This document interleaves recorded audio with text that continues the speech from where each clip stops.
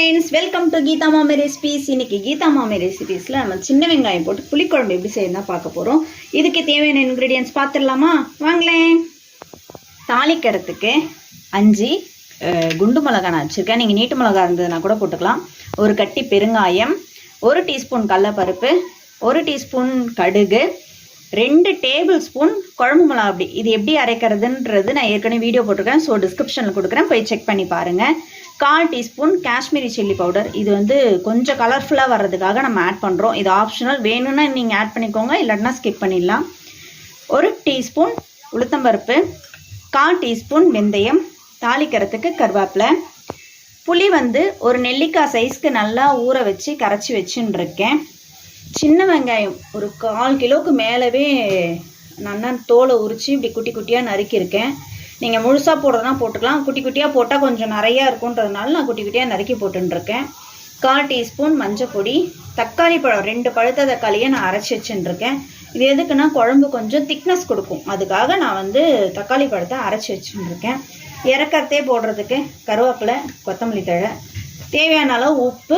நல்லெண்ணெயில் தான் செய்யணும், நல்லெண்ணெயில் செஞ்சால் தான் ரொம்ப டேஸ்ட்டாக இருக்கும். இப்போ வாங்க வீடியோக்குள்ளே போய் எப்படி செய்யுதுங்கிறத பார்க்கலாம்.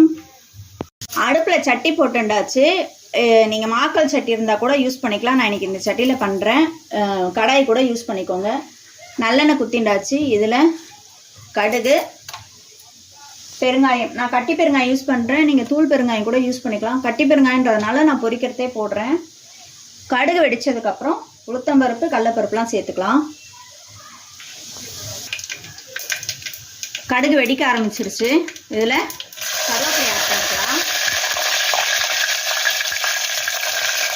உளுத்தம்பருப்பு, கடலைப்பருப்பு, வெந்தயம் 3த்தையும் நான் போட்டு வறுத்துக்கிறேன். இதில் நம்ம எடுத்து வச்ச மிளகாயை போட்டுக்கலாம்.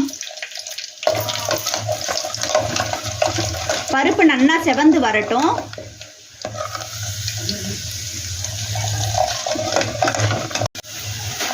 பருப்பு நன்னாவே செவக்க ஆரம்பிச்சிருது. இப்போ நம்ம இந்த ஸ்டேஜில் நறுக்கி வச்சுருக்க சின்ன வெங்காயத்தை ஆட் பண்ணிக்கலாம். சின்ன வெங்காயம் நல்லா வதங்கி வாசனை வரணும், சுருள வதக்கிக்கலாம். இப்போ வெங்காயம் வதங்கறச்சே நம்ம உப்பு போட்டோன்னா கொஞ்சம் சீக்கிரமாக வெங்காயம் வதங்கிடும். இந்த டிஷ்க்கு தேவையான அளவு உப்பு போட்டுட்டேன். வெங்காயம் நல்லா வதங்கிடுத்து. இப்போ நம்ம இதில் மஞ்சப்பொடி, காஷ்மீரி சில்லி பவுடர், அப்புறம் குழம்பு மிளகாத்தூள் போட்டு ஒரு கலந்து விட்டுக்கலாம். எதுக்கு எண்ணெயிலே போடுறோன்னா நல்லாயிருக்கும். எண்ணெயிலே போட்டு முருகும் போது வாசனை கமகமன்னு வரும், அதனால தான் எண்ணெயில் போடுறேன். இப்போ நம்ம இது அரைச்சி வச்சுருந்த தக்காளி பழ விழுதியை ஆட் பண்ணிக்கலாம். தக்காளி பழம் பச்சை வாசனை போகிற வரைக்கும் நல்லா மிக்ஸ் பண்ணிக்கோங்க. இது வேகட்டும் கொஞ்சம் நேரம், ஒரு 5 நிமிஷமாவது ஆகும்.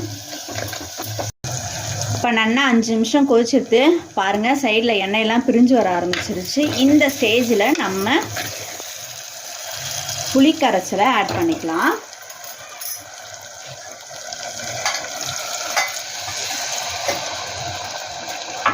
புளியோட பச்சை வாசனை போகிற வரைக்கும் கொதிக்கட்டும்.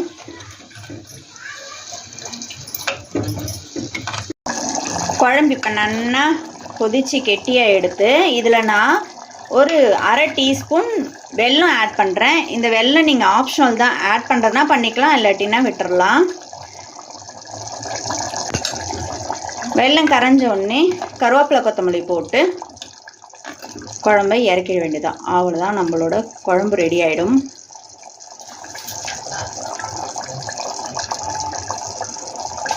ஸ்டவ் அணைச்சிடலாம். இப்போ நம்மளோட சின்ன வெங்காயம் போட்ட புளிக்குழம்பு ரெடி ஆகிடுச்சு. சுட சுட சாதத்தில் போட்டு சாப்பிட்டோன்னா அவ்வளோ அருமையாக இருக்கும். இதை நீங்கள் ட்ரை பண்ணி பாருங்கள், கண்டிப்பாக உங்களுக்கு பிடிக்கும். இந்த வீடியோ பிடிச்சிருந்தா லைக் பண்ணுங்கள், ஷேர் பண்ணுங்கள், மறக்காமல் கீதா மாமி ரெசிபீஸ்க்கு சப்ஸ்கிரைப் பண்ணுங்கள். தேங்க்ஸ் ஃபார் வாட்சிங் வித் மீ சீதா லக்ஷ்மி. பாய் பாய். இருக்கிற பாப்பா